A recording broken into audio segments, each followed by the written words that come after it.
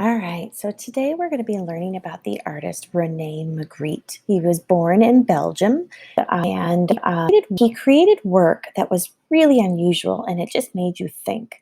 So I want you to take a moment to view some of his artwork here.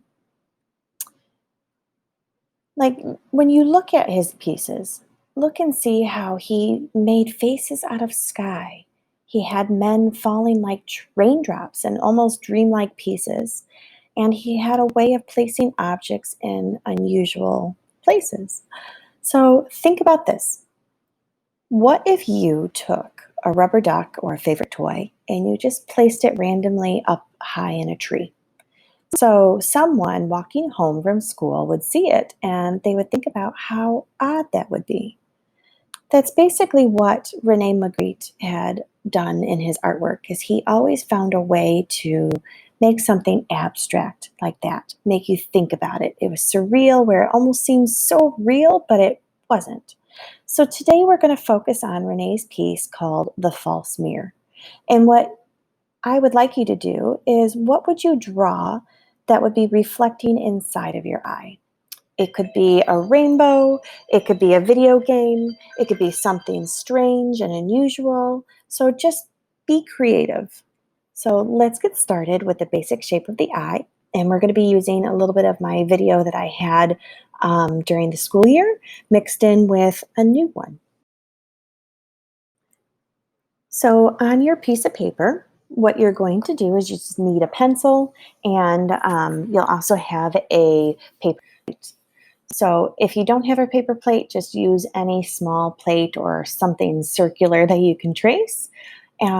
The first thing that we're going to do is fold our paper in half. And this just kind of helps give you a guideline as to where the center is of your paper. You don't have to crease it a lot.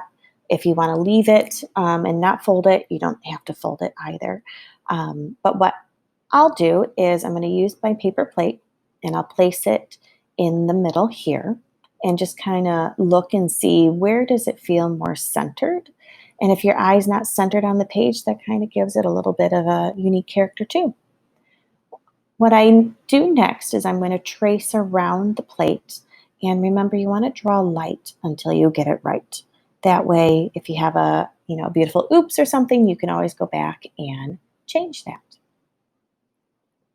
Once I'm done, I put that away.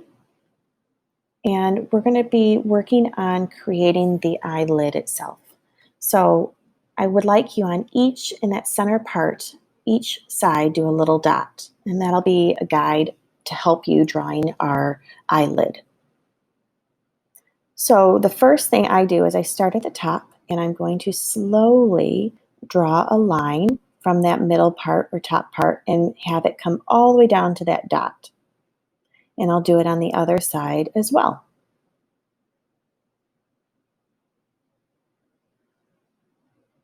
So it doesn't have to be perfect. Now I need to do the bottom half, and I find it's easier to start in the corner first and draw towards the center that way.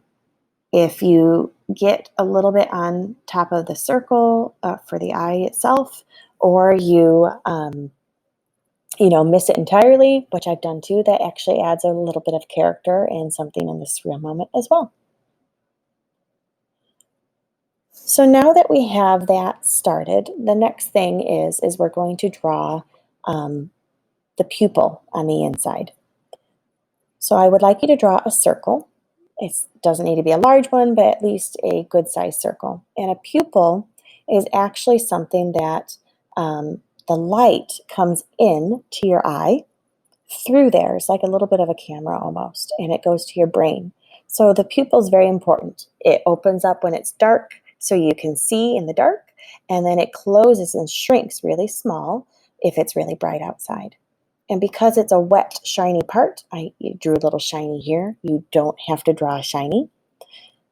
Because eyes are wet, I'm going to draw a little bit of a shiny kind of corner in this arc area here too, because you have that pink bit on the inside of your eyes on both your left and the right side of your eye.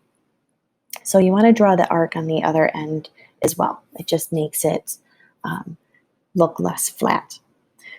The next thing is we want to create the upper and bottom eyelids. So everybody has eyelids, so you're just going to draw an arc on the top half. And then you're going to draw an upside down one on the other half. You can have it as close or as far as you would like. This is your artistic choice. So here's the start. The next thing I'm going to add are going to be eyelashes. And everybody has eyelashes.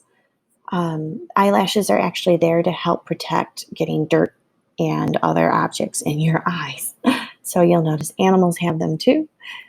When you start, what I do using my pencil is I draw it really quick and then I let go of my pencil or lift it off the paper, and it actually gives it this dark delight kind of thin lash look.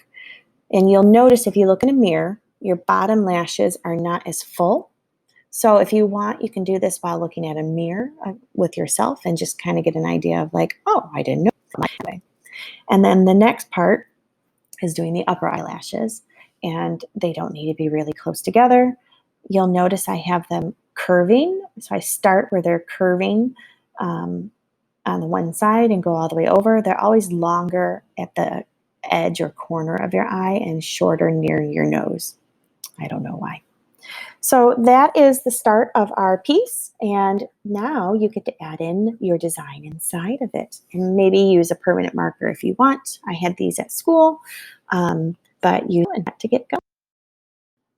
So here is my quick drawing that I did on my iPad about my Rene Magritte version. And so you'll see how I did my process. Just like we did, I added in the eyelids and the eyelashes. I had to go back a few times and change the way they looked for me and what I liked. And what I did is I added in a picture as a reference for myself, and then I just went over all of that and added in my own colors and removed the picture and then had it my own version in there. So this is my picture of my reflection of what I've been doing and watching with my kids playing around this summer. So just know you guys can do whatever you feel like and what's reflecting in your eye, and get to know each of you through that. I can't wait to see what you produce.